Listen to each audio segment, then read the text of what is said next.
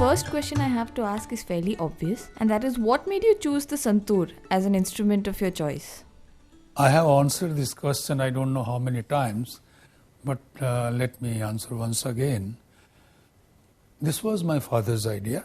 My father, Pandit Shivkumar Sharma, who was my guru, was a vocalist of Banaras Gharana, and he started teaching me vocal and tabla at the age of 5. But later on, this instrument came to his mind because he was in Jammu and Kashmir. This instrument was used in Kashmiri music, and that music is called Sufiyana Musiqi. And my father thought about it, why not introduce it in Indian classical music? And he did the initial research work and then wanted me to take up this instrument. That is how it came in my life. Panditji, if you could please share with our fans, what has been the greatest source of inspiration for you over the years, which led you to create such incredible music? Inspiration, first of all, of course, my guru and father. And let me tell you, I was reluctant to take this instrument because by the time he gave me this instrument, I was already playing tabla. But anyhow, once I started playing this, the biggest influence on my music is nature. I was born and brought up in such atmosphere, and beautiful valleys, mountains, rivers, and I think nature is a very big influence in my music. And later on, I have heard all kind of music. I believe in one thing. Suppose I'm a classical musician. That should not limit my listening interest only to classical music. I should be open to all kind of music. So right from my childhood, I have been listening to classical, folk, Western classical, and Hindi film music, ghazal, qawwali, all sorts of music. And that is how the ideas keep storing in your mind. And there are different processes of becoming a musician. First, one learns from the guru. Second, you listen to all different kind of things happening in the world.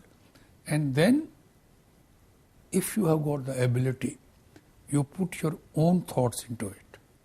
So I have gone through all these processes. And then I would also call it inspiration, because when I started playing this instrument in Indian classical music, there was a lot of skepticism. Many people felt this instrument is unfit for classical music, and I would call it my inspiration, because as any number of times I met with this kind of reaction, that made me more determined in my mind. Why not? It can happen. So all these factors, and the biggest inspiration is, of course, the divine power.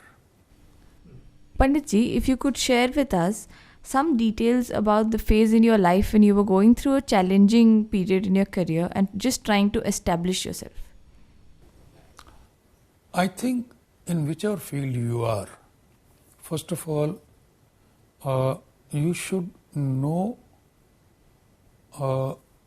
your ability, your strong points, your weak points, and always be focused on what you want to do. And failures, sometimes, we get very depressed with the failures. I think failures are very important in life. They teach us so many things. They make us stronger. They give us a different kind of experience. So one has to experience failure as well as success with equal balance. If suppose you are met with failure, you should not go into depression. And if you suddenly get so much success, that shouldn't go to your head. So one has to be balanced, one has to be focused, but first of all, one should know what I want to do. And that is very, very important. And what is my goal? And another thing which I have experienced in music, I am still experiencing it. These goalposts keep shifting. Now suppose where this camera is, I think this is my destination. In music it happened with me and still is happening. When I reach there, I think, no, you're still far ahead. When I reach there, still I feel that. And I pray to God that I should keep on feeling this. And that will keep the door open for further revelations in life. What would be your opinion and your thoughts on the current scenario of Indian classical music? There are two scenarios. One is the ground reality, which is very quite positive. Music is happening all over the country and all over the world. Indian classical music being appreciated, and larger number of people are coming to the concerts. If I compare 50 years ago, 60 years ago and now. And there is another, I shouldn't call it reality, but situation where we find, especially on the electronic media and print media, not that much attention is given to this classical art form, but to other things like Bollywood and cricket and politics and all that. And as compared to other nations, other countries, there are, whether you take a radio station or television or print media, there are dedicated focus on the classical art forms, serious artwork, which for the past few years has changed in India. And it's more focused on quick money rather than some dedication and our service to the nation. What do you think can be done to increase the awareness and love for Indian classical music amongst the youth of India and the world? I think one of the things is, as I mentioned earlier, media should contribute in this.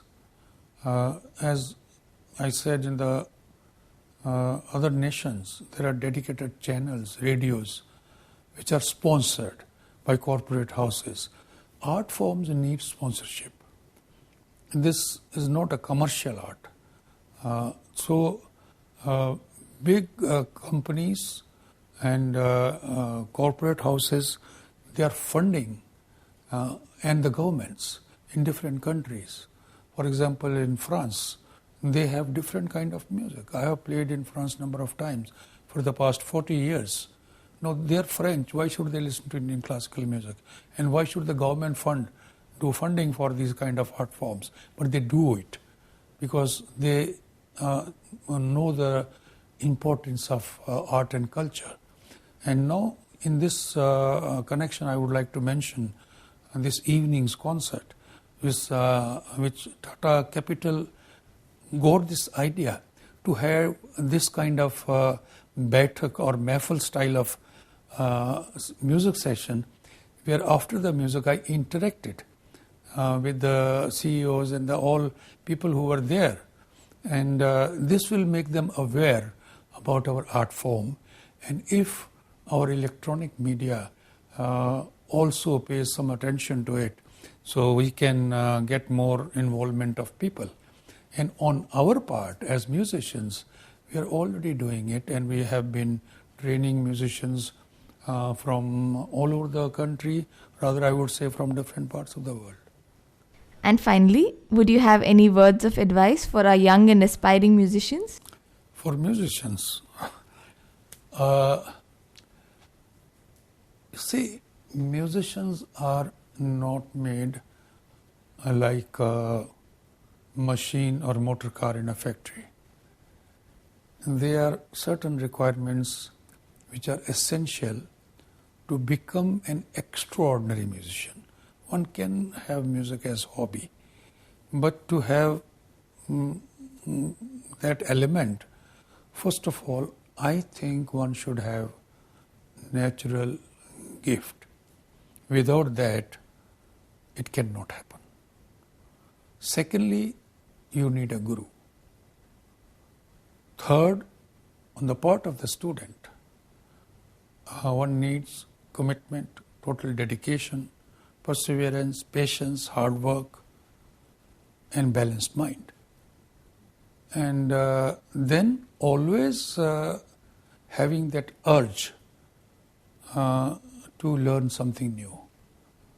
I am, as a musician now, still learning from every experience, whether I am teaching my student or I am playing a concert. So these things are very important. Thank you so much, Panditji. Thank you very much.